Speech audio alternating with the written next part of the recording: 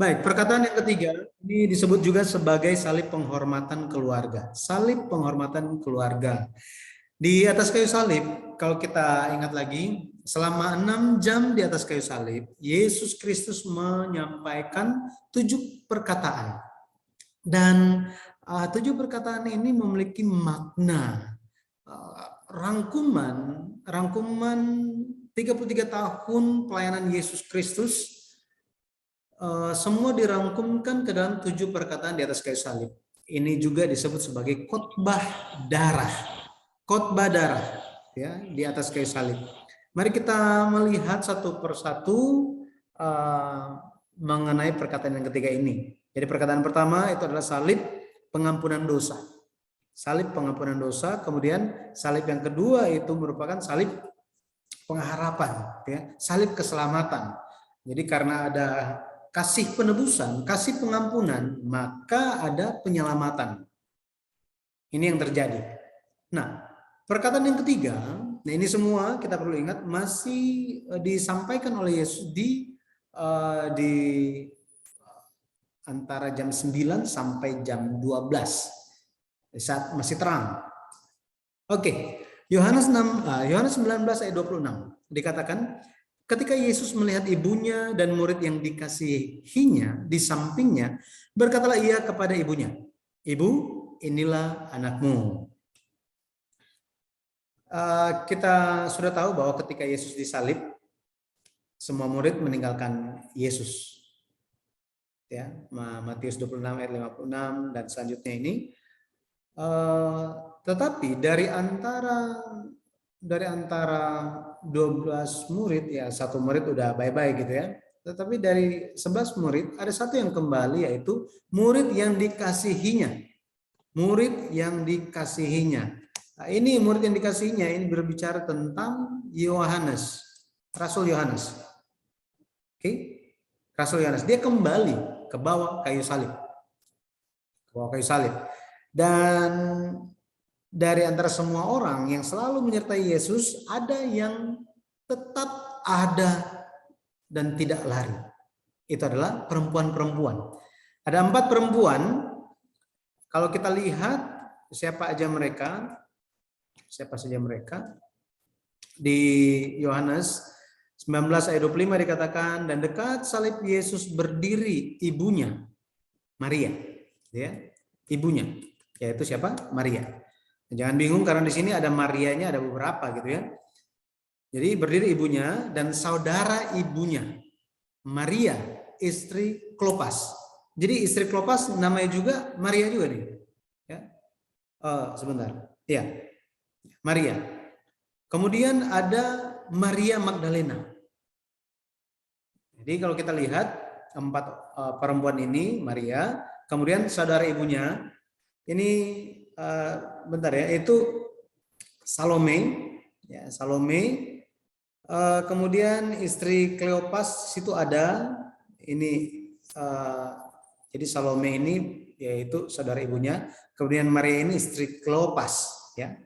Maria yaitu istri Kleopas, kemudian ada satu lagi Maria Magdalena. Jadi 4 perempuan ini terus ada bersama Yesus sampai akhir. Mereka menjadi saksi mata bagaimana kehidupan Yesus. Dan di antara 4 perempuan ini ada perkataan Yesus yang ditujukan kepada ibunya. Dan perkataannya terhadap ibunya, perkataan Yesus terhadap Maria ibunya, ini menunjukkan penghormatan kepada ibunya. Mari kita lihat, ada 2, yang pertama kita lihat, ada 2 macam penghormatan keluarga atau penghormatan terhadap orang tua. Ya. Terhadap orang tua. Yang pertama, penghormatan secara rohani. Secara rohani, kalau kita lihat penghormatan secara rohani ini menghormati mereka yang memahami firman Allah. Menghormati mereka yang memahami firman Allah. Apa maksudnya? Kita akan lihat bersama-sama. Kenapa dikatakan menghormati mereka yang memahami firman Allah? Kalau kita perhatikan dengan teliti, di dalam masa pelayanan umum Yesus selama 3 tahun ini, di permulaan dan di akhir, Yesus memanggil ibunya sebagai perempuan. Sebagai perempuan. Mari kita lihat sama-sama. Kenapa Yesus memanggil ibunya sebagai perempuan? Yang pertama itu dalam pernikahan di Kana. Ini di awal pelayanan Yesus. Yesus memperlihatkan mujizat. Ini mujizat pertama, air menjadi anggur. Yohanes pasal 2 kita bisa baca di situ. Suatu ketika mereka kehabisan anggur dan Maria datang kepada Yesus dan bilang apa? Yesus, mereka pihak yang menikah ini biasanya keluarga gitu ya, masih kaum keluarga, kerabat mereka kerabat kita ini kehabisan anggur. Bayangkan, harusnya kan Maria bicara kepada siapa? Kepada kerabatnya kan? Kenapa? Emang Yesus banyak uang? Kenapa harus kepada Yesus? Nah, di sini kita harus perhatikan. Jadi ketika Maria bicara kepada Yesus bahwa mereka kehabisan anggur, jawaban Yesus itu sangat mengejutkan. Dalam bahasa Yunaninya, Yesus bilang begini di Yohanes 2 ayat 4, "Mau apakah engkau daripadaku, perempuan, saatku belum tiba?" Jadi Yesus berkata, sedang menyampaikan, saatnya Yesus untuk menyatakan diri belum tiba. Sekali lagi, saatnya bagi Yesus untuk menyatakan dirinya belum tiba. Tetapi Yesus panggil ibunya sebagai perempuan. Nah, bisa bayangkan misalnya di sini gitu kan, Tamara panggil mamanya, ya apa yang misalnya gitu kan,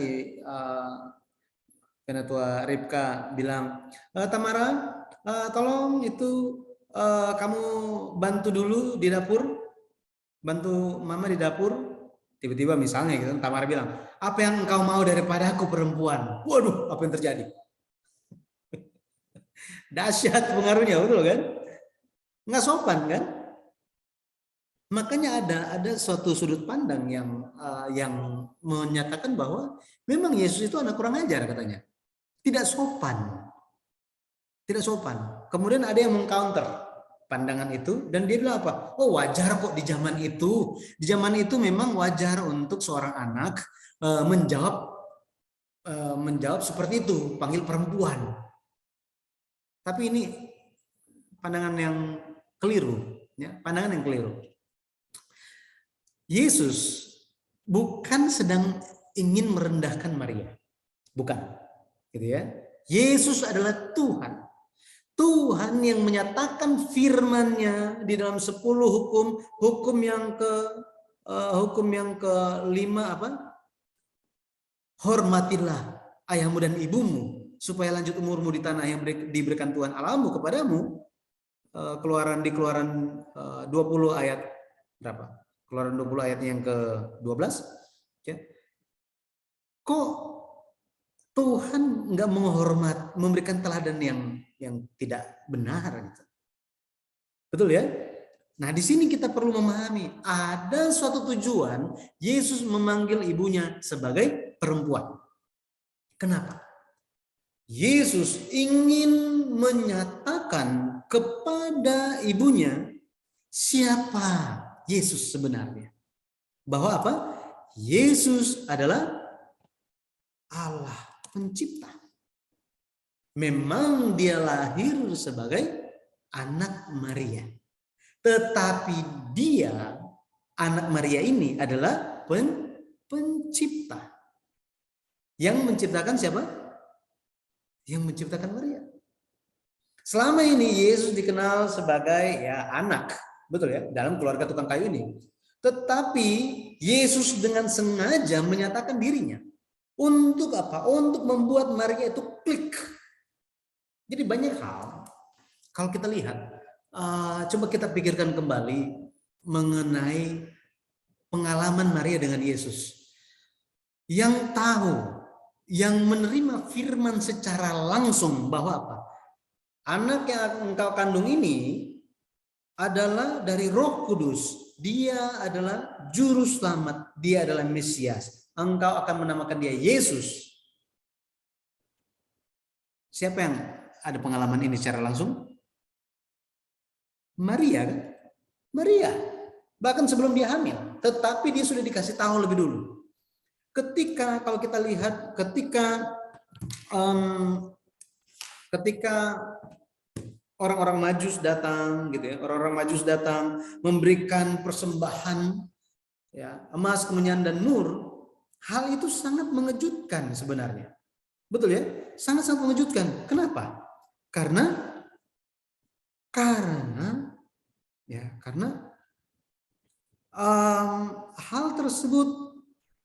hal tersebut sangat mengejutkan, ya, mengejutkan Maria. Kenapa hal-hal tersebut terjadi? Gitu ya. Kenapa hal itu terjadi? Dan kalau kita lihat ada suatu peristiwa ketika Yesus berusia 12 tahun, masih ingat? Yesus berumur 12 tahun. Yang terjadi adalah Yesus hilang selama 3 hari. Kemudian setelah orang tuanya menemukan Yesus, Yesus berkata apa? Kan orang tuanya bilang, kenapa engkau membuat kami khawatir? Ya, kami mencari-cari engkau. Tetapi engkau apa namanya? Tidak ada di antara rombongan. Yesus bilang apa? Kenapa kamu mencari aku? Bukankah aku seharusnya ada di rumah Bapakku?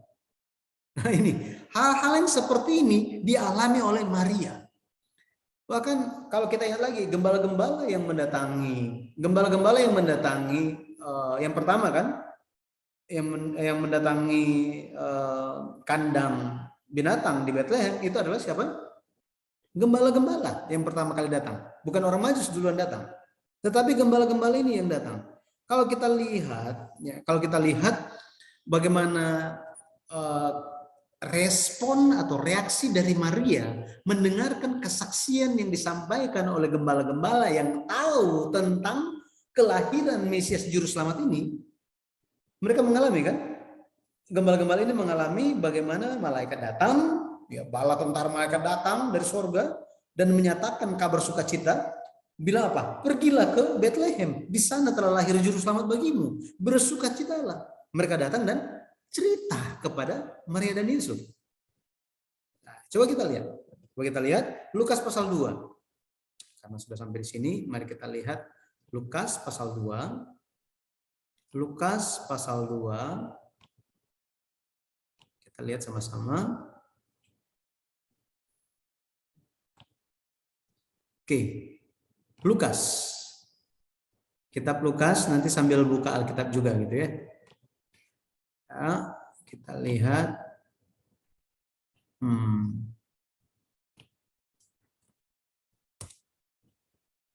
Lukas 2. Kita akan lihat Lukas 2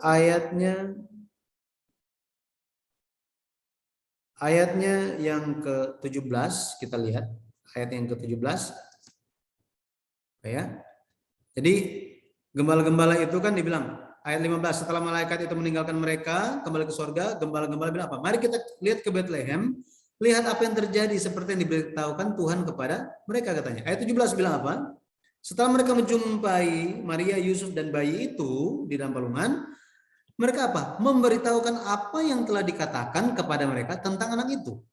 Dan semua orang yang mendengarnya heran tentang apa yang dikatakan gembala-gembala itu kepada mereka. Ayat 19 bilang apa? Tetapi Maria menyimpan segala perkara itu di dalam hatinya dan merenungkannya. Lihat di sini. Bukan dikatakan Yusuf kan, tetapi siapa? Maria yang menyimpan segala hal itu di dalam hatinya dan merenungkannya. Kalau kita lanjut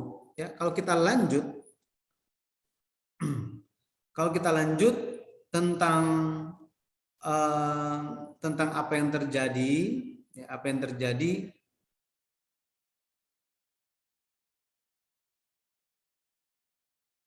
coba kita lihat.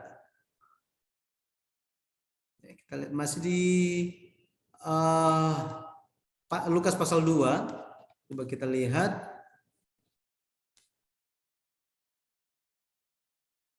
Ayat 51. Ini saya tadi cerita Yesus umur 12 tahun, mereka menemukan Yesus. Yesus bilang kan, "Kenapa kamu mencari aku? Tidakkah kamu tahu bahwa aku harus berada di rumah Bapakku?" Mereka nggak mengerti. Yusuf dan Maria tidak mengerti. Ayat 51 bilang apa? Dan ibunya menyimpan semua perkara itu di dalam hatinya. Kita bisa lihat ya. Jadi Alkitab mencatat hal-hal ini untuk menunjukkan bahwa Maria itu ada suatu perenungan, ada suatu hal yang ada di dalam Maria yang belum Maria nyatakan. Apa yang belum Maria nyatakan? Ini betul ya. Kita kembali ke Yohanes pasal 2. Yohanes pasal 2 kita akan lihat. Yohanes pasal 2 dikatakan begini. Setelah Maria bilang mereka kehabisan anggur, terus Yesus bilang begini kan, "Mau apakah engkau daripadaku, ibu, saatku belum tiba?" Kata ibu di sini harusnya perempuan. Seorang Maria ya, menjawabnya apa? Beda, dia nggak marah ketika anaknya memanggil dirinya sebagai perempuan. Tetapi ayat yang kelima katakan apa? Tetapi ibu Yesus berkata kepada pelayan-pelayan, "Apa yang dikatakan kepadamu, buatlah itu." Kok nggak nyambung ceritanya? Betul ya? Di sini kita bisa tahu di antara ayat 4 dan ayat yang kelima ada sesuatu yang terjadi. Semua perkara yang disimpan di dalam hati Maria selama ini disimpannya. Betul ya? Disimpannya. Tetapi ketika Yesus nyatakan, "Perempuan, mau apa engkau daripada saatku belum tiba." Tetapi di saat itu Maria yang bagaikan disambar kilat di tengah hari, dia menjadi ingat siapa Yesus dan siapa dirinya. Disitulah dia di dalam hatinya, di dalam pikirannya, dia memberikan pengakuan. Yesus adalah Allah pencipta saya. Meskipun saya yang melahirkan dia, saya hanyalah ciptaan. Apakah ada bukti nyata bahwa memang seperti itu isi hati dan pikiran Maria? Ayat yang kelima dinyatakan. Apa? Maria bilang, "Apa yang dikatakan kepadamu, lakukanlah itu." Artinya apa? Artinya Maria percaya kepada setiap perkataan Yesus pasti akan terwujud. Setiap perkataan Yesus, setiap hal yang difirmankan oleh Yesus pasti akan terjadi. Karena Yesus adalah Tuhan. Karena ada iman yang dimulai dari seorang Maria, maka mujizat bisa terjadi. Tanpa iman tidak ada yang bisa terjadi. Dikarenakan ada iman dari siapa? Maria terhadap Yesus, bahwa Yesus adalah pencipta, maka mujizat air menjadi anggur bisa terjadi. Betul kan? Ya. Saya ketika mendengarkan penjelasan ini dulu, pelajaran ini yang diajarkan oleh pendeta Abraham Park, saya sangat terkejut. Wow, ternyata begitu dahsyatnya. Ya, begitu dahsyatnya. Selama ini dia simpan fakta Yesus adalah Tuhan itu di dalam hatinya. Segala perkara itu. Sampai Yesus berumur berapa?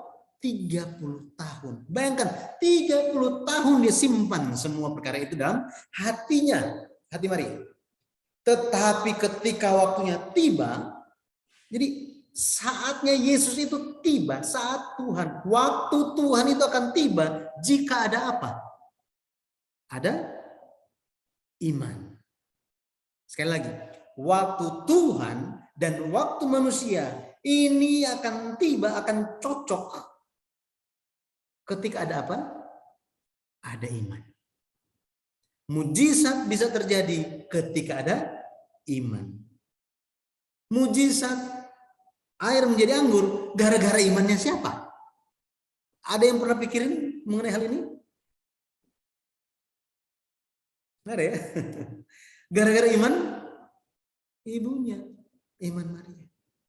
Dia dengan rendah hati dan percaya, taat kepada Yesus. Meskipun Yesus itu anak sendiri. Tanpa kerendahan hati tidak ada pekerjaan Tuhan yang akan terjadi. Tidak ada. Jika Maria bilang, apa? Kamu panggil saya siapa? Saya ini mama kamu loh ya. Apakah mujizat bisa terjadi? Tidak bisa terjadi. Tapi kita bisa lihat kerendahan hati dari seorang Maria. Karena imannya, karena dia menyatakan iman dia, pada akhirnya Yesus, waktu Yesus untuk menyatakan dirinya, waktunya Yesus itu apa? Tiba. Kan Yesus bilang, saatku belum tiba. Tetapi meskipun itu belum tiba, menjadi tiba ketika ada iman. Haleluya. Jadi pekerjaan Tuhan yang begitu besar akan terwujud di dalam kehidupan keluarga kita, kehidupan pribadi lepas pribadi, kehidupan pekerjaan, kehidupan sekolah kita. Ketika apa? Ada iman yang berkenan kepada Tuhan. Haleluya, ya. Seperti itu. Makanya firman itu luar biasa, ya. Kita perlu menerima Yesus sebagai juru selamat kita. Oke. Nah, itu di akhir pelayanan, di awal pelayanan umum Yesus. Nah, sekarang di akhir pelayanan umum Yesus, sekali lagi Yesus bicara. Ya, bicara. Perempuan. Bicara, perempuan. Coba kita lihat ayat pembukaannya. Oke, dikatakan, ketika Yesus melihat ibunya dan murid yang dikasihnya di sampingnya, berkatalah ia kepada ibunya, perempuan. Nah ini bahasa Indonesia ditulisnya ibu untuk memperhalus, karena kalau ditulisnya perempuan nanti pembaca bilangnya apa? Nggak sopan. Makanya meskipun sudah diterjemahkan diperhalus dengan suatu tujuan, tetapi kita perlu mempelajarinya. Ini bukan suatu kesalahan, tetapi harus dipelajari. Ya, berkatalah dia kepada ibunya, perempuan, inilah anakmu. Perempuan. Ini yang Yesus sampaikan. Yang Yesus sampaikan.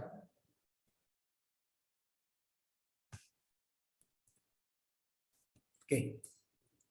Jadi Yesus sekali lagi memanggil Maria sebagai perempuan. Dan kalau kita lihat, Yesus sedang, apa yang Yesus sedang nyatakan? Apa yang Yesus sedang lakukan di sini? Kalau kita lihat, Yesus sedang menyatakan keilahiannya untuk terakhir kali kepada Maria. Jadi di awal Yesus menyatakan keilahiannya, di akhir Yesus menyatakan keilahiannya. Yesus menyatakan bahwa perempuan, ya, dari sudut pandang keilahian, Yesus bilang apa? Perempuan, inilah anakmu. Ya, tentu sambil disalib gitu ya. Bicara. Menunjuk kepada siapa? Kepada Yohanes. Yohanes itu akan menjadi anak dari Maria. Jadi ini merupakan penghormatan terbesar. Karena apa? Menyatakan keilahian. Artinya Maria pada akhirnya mengingat kembali, Yesus membuat Maria mengingat kembali siapa Maria dan siapa Yesus. Sehingga Maria tetap percaya ikut Yesus sampai akhir. Tetap percaya Yesus sebagai juru selamat. Yesus adalah anak Maria, tetapi Yesus pun adalah juru selamat bagi Maria. Seperti ini. Maria ada dosa, tetapi dengan Yesus menyatakan perempuan, Maria di saat itu ingat kan? Ya, saya hanyalah penciptaan. Engkau adalah pencipta. Waktu dulu saya melahirkan kamu bukan gara-gara saya ada hubungan dengan Yusuf. Bukan. tetapi engkau benar-benar dari Roh Kudus. Saya mengalami itu semua. Saya menyaksikan itu semua. Benar-benar engkaulah Tuhan. Seperti itu. Ya. Jadi makanya ini menyadarkan kepada kita seperti apa tugas yang besar bagi kita. Ya. Tugas terbesar bagi kita adalah membawa orang tua kepada Tuhan. Sama seperti Yesus mengingatkan Maria tentang siapa Yesus sebenarnya. Kita pun ada tugas untuk membawa orang tua kita ke hadapan Tuhan supaya mereka percaya dan menerima pengampunan dosa di dalam nama Yesus. Inilah penghormatan terbesar kita. Ini penghormatan terbesar kita. Bisa membawa orang tua ke hadapan Tuhan. Menerima keselamatan. Nah, ini luar biasa. Jadi secara rohani kalau kita lihat, ya, penghormatan secara rohani. Nah, bagaimana secara literalnya bagaimana? Ya, secara literal kita lihat. Kita bisa memahami perkataan ketiga Yesus ini secara literal, Yesus sedang melayani Maria. Melayani Maria. Kalau kita lihat, ya, ayat 26, kan Yesus bilang begini. Ya, sambil melihat kepada Maria, dia bilang apa? Woman, behold your son. Perempuan, lihatlah anakmu. Ya, lihatlah anakmu. Menunjuk kepada Yohanes. Jadi woman, ya, ibu atau ya, perempuan. Ini bicara tentang Maria, ya. Maria. Inilah anakmu. Itu adalah Yohanes. Ya, Rasul Yohanes, ya. Rasul Yohanes. Woman. Akan tetapi di ayat yang ke-27 ada lanjutannya. Ketika Yesus melihat kepada Yohanes, Yesus bilang apa? Ayat 27, Yohanes 19 ayat 27. Kemudian katanya kepada muridnya, ya, bukan kepada murid-muridnya, kepada muridnya. Atau bilang kan, he said to the disciples. Ini, the disciple. Artinya kepada murid itu. Murid itu. Ya. Ini bicara kepada siapa? Ini tentang Yohanes. Inilah ibumu. Nah, kata ibumu di sini bagian yang kedua, ini benar-benar ibu, bukan perempuan. Ya, bahasa Inggrisnya dikatakan, behold your mother. Artinya apa? Artinya harapan Yesus supaya Yesus ingin, sebentar lagi Yesus akan mati. Yesus sudah tahu hal itu. Sekarang Maria, ibunya ini, akan dirawat oleh siapa? Papanya Yesus, Yusuf, sudah nggak ada. Betul, ya? Sudah nggak ada. Saudara-saudara Yesus pun entah di mana semuanya, ada sembunyi mungkin gitu, ya.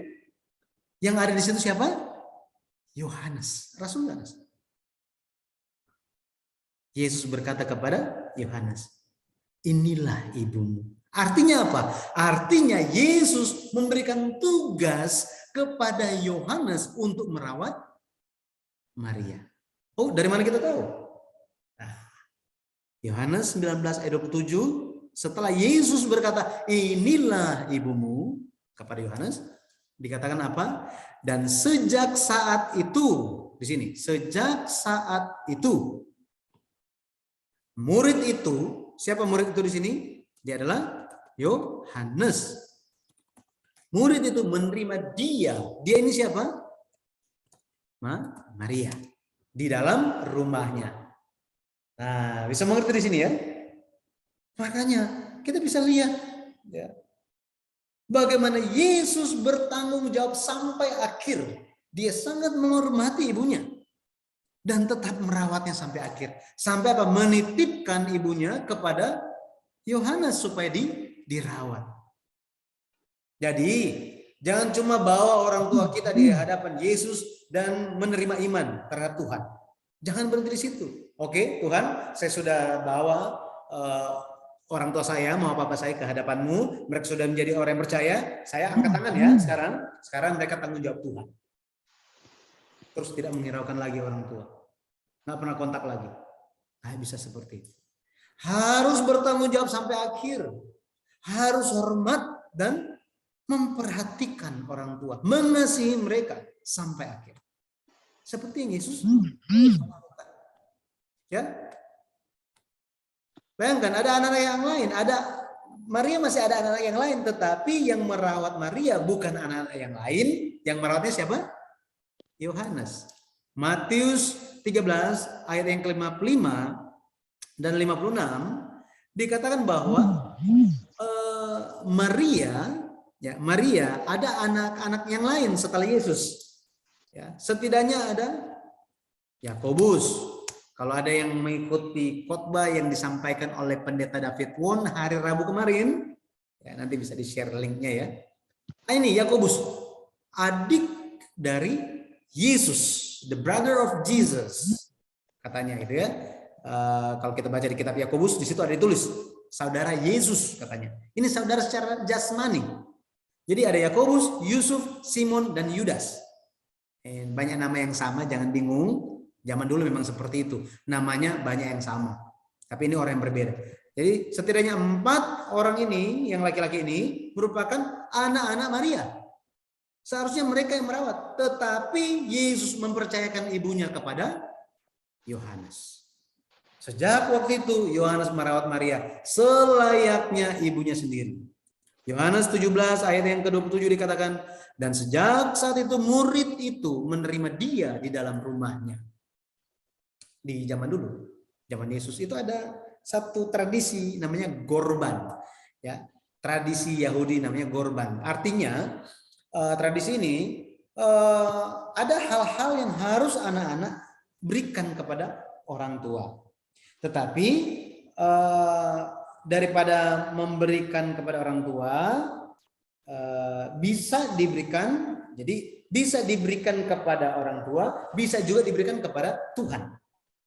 Oke, jadi tradisi gorban bisa diberikan kepada orang tua, tetapi bisa juga diberikan kepada Allah. Nah, tapi karena zaman itu banyak orang yang pada akhirnya mereka itu menjalankan kehidupan yang kehidupan yang terombang-ambing iman mereka, dan banyak yang menyimpang dari iman. Ketika ada waktu orang tua sangat membutuhkan bantuan, anak-anaknya bisa menghindar. Cara mereka menghindar gimana? Supaya mereka tidak perlu membantu orang tuanya. Mereka bilang apa? Oh, kewajiban kami terhadap orang tua, terhadap mama papa, kami sudah berikan kepada Tuhan. Jadi, aduh sorry banget ma, pak, kami nggak bisa bantu. Jadi, tradisi itu digunakan sebagai suatu alat untuk excuse, alasan, supaya terhindar dari tanggung jawab terhadap orang tua. Ini kacau sekali kan? Yesus menegur mereka. Yesus tegur. Matius 15 ayat 5 sampai 6. Yesus bilang begini, tetapi kamu berkata, barang siapa berkata kepada bapaknya atau kepada ibunya, apa yang ada padaku yang dapat digunakan untuk pemeliharaanmu sudah digunakan untuk persembahan kepada Allah. Orang itu tidak wajib lagi menghormati ibunya, bapaknya atau ibunya. Dengan demikian firman Allah kamu nyatakan tidak berlaku demi adat istiadatmu sendiri. Bisa lihat di sini. Jadi firman Tuhan tidak berlaku. Kenapa? Karena kami ada kebiasaan yang sudah kami jaga. Padahal harus hormati ayah dan ibu. Ini hukum Taurat. Firman berkata seperti itu. Markus 7 ayat 11 sampai 13. Ya. Sama, isinya sama. Markus 7 ayat 11 sampai 13. Ini cerita ini, saya tulis ini. Ada cerita yang di kita semua juga pernah dengar. Bagaimana karena mama yang sangat mengasihi anak-anaknya, dia beli ya karena anaknya banyak, dia beli daging ayam, jadi dagingnya buat anaknya, dia cuma makan tulang. Dan sepanjang tahun sampai dewasa, anak-anak melihat bahwa bahwa mamanya selalu makan tulang. Selalu makan tulang. Mereka selalu makan daging, mamanya makan tulang. Mereka berpikir mamanya hobi makan tulang ayam. Di saat ulang tahun, ketika mamanya ulang tahun, mama yang sudah tua itu ulang tahun, mereka kasih hadiah, isinya apa? Tulang ayam. Bayangkan, mereka pikir itu adalah makanan favorit. Apakah ini adalah anak-anak yang mengenal dan mengasihi, menghormati orang tua? Betul ya? Sangat tragis ya, sangat tragis. Mereka tidak tahu ya, hati orang tuanya. Amsal 23 ayat 25 dikatakan, biarlah ayahmu dan ibumu bersuka cita. Biarlah beria-ria dia yang melahirkan engkau. Bayangkan, ibu ditekankan 2 kali di sini. Ya, yang melahirkan engkau, biarlah dia ada sukacita, ada senang. Jadi jangan mendukakan hati mama kita. Oke? Ini nasihat kepada semua anak. Tapi kita semua pernah jadi anak kan? Nah, ini. Jadi ada 2 hal menghormati orang tua. Menghormati orang tua. Dan hal yang berikutnya kita akan lihat, menghormati orang tua melampaui kematian. Maksudnya apa? Bayangkan di hadapan kematian, Yesus tidak lupa untuk menghormati ibunya. Bayangkan. Bayangkan kita kalau misalnya sementara sekarat, apakah kita akan ingat hal-hal ya, apa yang akan kita ingat? Betul ya? Tetapi Yesus, dia menyatakan dirinya, keilahiannya, dia sampaikan kepada ibunya supaya ingat Yesus, ingat diri Yesus, dirinya sebagai juru selamat bagi ibunya, supaya tetap ingat. Kemudian apa? Dia percayakan Maria, ibunya, kepada mulut yang paling dikasihi. Keluaran 20:12 tadi saya bilang, hormatilah ayahmu dan ibumu supaya lanjut umurmu di tanah yang diberikan Tuhan Allahmu kepadamu. Nah, di dalam buku seri sejarah perubusan yang ke-7, jadi ada 10 perintah, dibahas mengenai 10 perintah. Ada perintah pertama sampai perintah keempat, ini sehubungan antara Allah dan manusia. Nah, sehubungan antara manusia dan manusia dari 5 sampai 10, 5 yang ke-10, di antara perintah tentang sesama manusia, perintah pertama itu adalah apa? Hormati ayahmu dan ibumu. Ulangan 5 ayat 16 dikatakan, dengan menghormati ayahmu dan ibumu, maka akan baik keadaanmu, katanya. Efesus 6 ayat 1, tadi ulangan 5 ayat 16. Efesus 6 ayat 1 sampai 3, khususnya ayat yang ketiga dikatakan apa? Jika menghormati orang tua akan berbahagia dan panjang umur. Luar biasa ya? Luar biasa. Jadi kalau kita ingat-ingat lagi bagaimana sikap kita terhadap orang tua, kadang-kadang kita belum melakukan yang seharusnya. Betul ya? Belum melakukan yang seharusnya. Biarlah kita mendoakan mereka senantiasa. Ketika kita belum melakukan yang seharusnya sebagaimana yang Yesus contohkan, ya mari kita bertobat di hadapan Tuhan. Dan kita akan lebih baik. Ya, lebih baik bagaimana kita bisa menghargai dan menghormati orang tua kita. Kalau orang tua kita sudah tidak ada lagi, ya mari kita menghormati orang tua, orang yang sudah lanjut umurnya. Betul ya? Menghormati mereka. Amsal 20 ayat 20 dikatakan, siapa mengutuki ayah atau ibunya, pelitanya akan padam pada waktu gelap. Wah, ini luar biasa. Jadi pada akhirnya perkataan yang ketiga, yaitu salib penghormatan keluarga, ini mengajarkan kepada kita semua bahwa sangat-sangat penting untuk kita hidup menghormati orang tua kita. Ya, menghormati orang tua kita, lebih lagi kita perlu membawa banyak orang ke hadapan Allah Bapa. Ya, ke hadapan Allah. Saya berdoa di dalam nama Tuhan Yesus Kristus, kita terus menjalankan kehidupan iman kita sampai akhir, sambil mengingat perkataan Yesus yang ketiga ini. Amin. Amin. Haleluya.